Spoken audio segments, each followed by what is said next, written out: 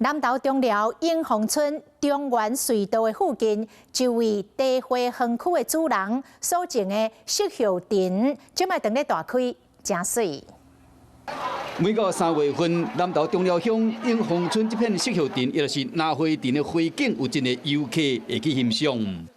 我第一次来，我从新竹来。从新竹来？对，这边很漂亮，紫色控，对啊，超美的。取角度很好取，我们从台中来的，拍拍照啊，我们姐妹啊、妈妈带一起出来玩，对，心情很好，而且好天气。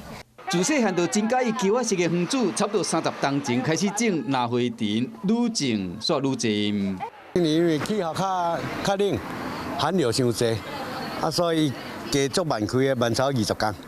园主讲，花期差不多还阁有20天，想要赏花乡亲，都要把握时间。Hello， 我是林明瑞。想要抢先掌握最及时的新闻资讯吗？赶快订阅、按赞、开启小铃铛，锁定我们华视新闻的 YouTube 频道。